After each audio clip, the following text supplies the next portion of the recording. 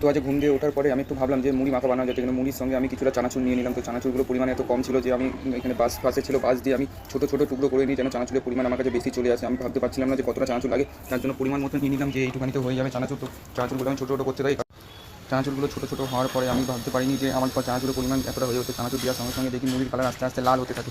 তো আমি তারপরে আরও কিছু দেওয়ার জন্য আমি এখানে কটা মঙ্গল গুঁড়োর পাতা নিয়ে আসি, যেগুলো পাতা সেন্টের জন্য আমার এখানে চানাচুরটা আরও বেশি ভালো লাগবে।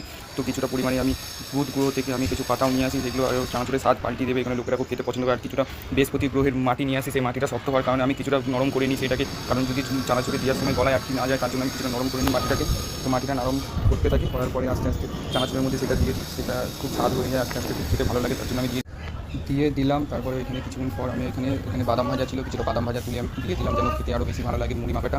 তো দিতে দিতে আমি হট করে কি মাথায় আসলো যে ঝাল পরিমাণটা একটু কম হতে পারে, তার জন্য আমি বাদাম ভাজাটা দিলাম। আর পাশে লঙ্কার গুঁড়োটা সাইড করে রাখলাম যে লঙ্কার গুঁড়োটা যেন আমি দিতে পারি তাড়াতাড়ি। এবার বাদাম দিতে আমি লঙ্কা জোগাড় করে নিয়ে লঙ্কার গুঁড়োটা দিয়ে দিলাম। তো লঙ্কা দেওয়ার পরে আস্তে আস্তে দেখি মুড়ির কালারটা কালো হয়ে গেছে। তো কিছুক্ষণের জন্য রিয়াকশন হচ্ছে, আমি ছেড়ে দিয়েছি যেন রিয়াকশন হয়ে যায়। তো হঠাৎ করে দেখি ভুল রিয়াকশনের জন্য আমার মুড়ি মাখাটি লাল হয়ে গেছে। তো আমার আশা ছিল না, তো আমি আস্তে করে গামলার মধ্যে ঢেলে নিই। গামলার মধ্যে ঢেলে আমি ট্রাই করার জন্য রেডি থাকি যে কেমন হয়েছে আমার মুড়ি মাখাটা। তো দেখতে দেখি মুড়ি মাখাটা খুব দারুণ হয়ে গেছে। গামলার মধ্যে মুড়ি মাখাটা ভালো লাগছিলো। তো খেয়ে আমি বলছি, তো কারা কারা এই মুড়ি মাখাটা খাবে একটু কমেন্টে জানিয়ে দিও।